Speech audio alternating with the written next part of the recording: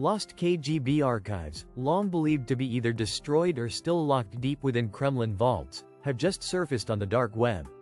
This isn't a trickle of documents or a handful of declassified files. It's a colossal, sprawling digital dump.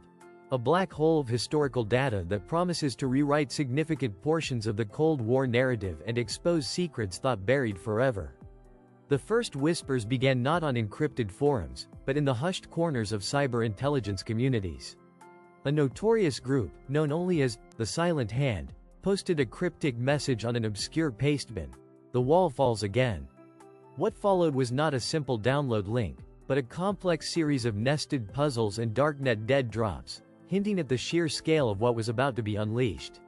When the full dataset finally became accessible, it wasn't just plain text. It was a dizzying mosaic of scanned handwritten reports, grainy photographs, muffled audio recordings, encoded messages, and even digital blueprints for forgotten Soviet-era surveillance tech. It felt less like a leak and more like a digital archaeological dig, an entire buried city of secrets suddenly exposed to the harsh light of the internet. What exactly lies within this digital abyss? We're talking about an estimated 1.5 terabytes of data. To put that in perspective, that's roughly equivalent to 300,000 digitized books. It spans decades from the nascent days of the Cheka, predecessor to the KGB, all the way to the Soviet Union's final, gasping breaths in 1991.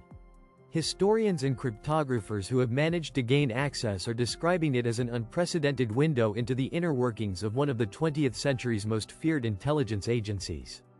Imagine peeling back the very skin of a global superpower, not through official reports, but through the raw, unfiltered observations of its most shadowy operatives. The KGB wasn't just an intelligence agency. It was the omnipresent, unblinking eye of the Soviet state, an apparatus of control that reached into every facet of life, both at home and abroad. They orchestrated assassinations, engineered coups, ran vast networks of informants, and waged a relentless, clandestine war against the West. Their agents were ghosts, their methods ruthless, and their files were supposed to be the ultimate historical dead end. Until now. This leak offers us a voyeuristic glimpse into the minds that plotted in the shadows, the hands that pulled the strings of history. One of the most immediately chilling revelations emerging from the archives concerns Operation Ryan, a top-secret KGB program initiated in the early 1980s. For years, Ryan, an acronym for Raketno Yadernoi Napadeny, meaning nuclear missile attack, was understood as a Soviet intelligence-gathering effort to detect a surprise nuclear first strike by the United States. The newly unearthed documents paint a far more terrifying picture. They suggest that Ryan wasn't merely defensive. It contained detailed protocols for preemptive strikes, outlining specific targets and even potential triggers that fell far short of an actual Western attack. Imagine a highly sensitive, trigger-happy tripwire, almost accidentally leading the world to the brink. These files reveal the paranoia, the hair-thin margin of error, and the truly existential stakes of the Cold War were far worse than any official history ever dared to suggest. Beyond the grand geopolitical chess games, the archives overflow with the personal tragedies and moral compromises of individuals caught in the KGB's web.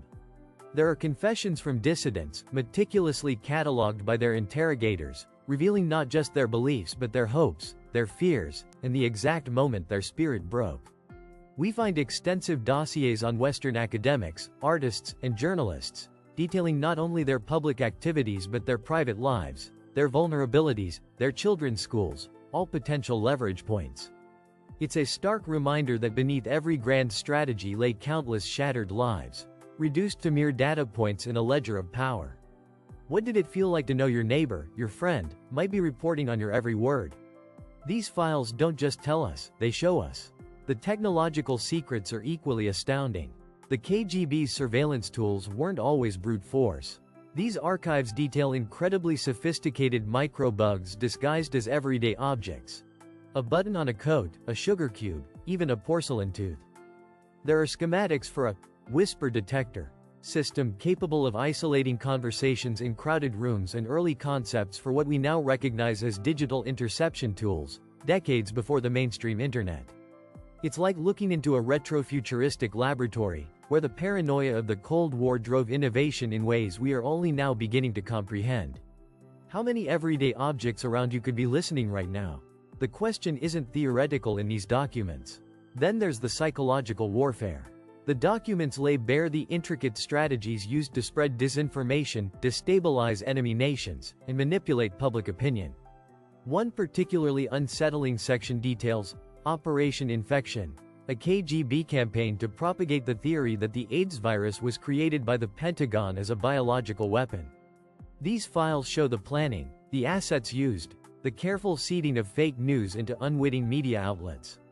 It's a chilling masterclass in propaganda, revealing the blueprint for many of the information wars we see playing out today.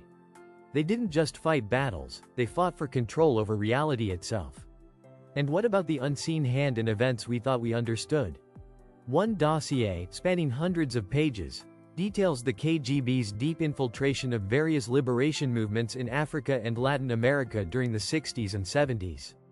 It goes beyond simple support, showing how certain leaders were groomed, propaganda campaigns were meticulously crafted, and even internal conflicts were sometimes subtly exacerbated to serve Soviet interests.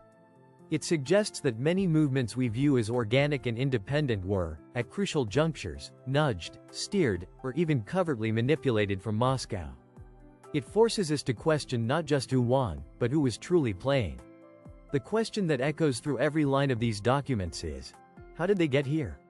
How did physical archives, guarded by one of the world's most secretive organizations, become digitized and then dumped onto the dark web?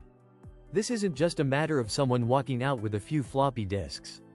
The scale implies a massive, coordinated effort, likely spanning years. Was it an internal betrayal from someone with unfettered access during the chaos of the Soviet collapse? Or perhaps a highly sophisticated state-sponsored hack that went undetected for decades? The identity of the Silent Hand remains shrouded in mystery, making this entire event feel like an ongoing covert operation, still unfolding in real time. The ripple effect is just beginning. Governments worldwide are scrambling, not just to understand the contents, but to mitigate potential fallout. Old alliances are being re-examined under this new light. Historians are already predicting decades of re-evaluation, debating whether figures once seen as heroes were actually assets, or if events long attributed to chance were, in fact, carefully orchestrated. The very foundations of our understanding of 20th century history are shaking. Imagine the legal implications, the potential for posthumous indictments, or even the unmasking of high-ranking individuals still alive today. But this leak also forces us to confront uncomfortable ethical questions. While the desire for truth and transparency is strong, these documents expose the deepest, most dangerous secrets of a defunct empire. They contain the names of countless operatives, informants, and even innocent civilians caught in the crosshairs. What is the human cost of this sudden, radical transparency? Who benefits, and who is harmed, when the past is so brutally and comprehensively laid bare? The pursuit of knowledge often carries a heavy price, and these archives, cold and indifferent as they are, demand that we reckon with that cost. Ultimately, these lost KGB archives are more than just historical documents. They are a stark reminder that history is never truly settled. It's a living, breathing entity, perpetually vulnerable to new revelations that can shatter our preconceptions. They show us that beneath the grand narratives, the official statements, and the carefully constructed public images, there always lies a deeper, darker, and infinitely more complex truth, waiting in the shadows, sometimes for decades, sometimes for an eternity. Until some unseen hand decides to bring it to light.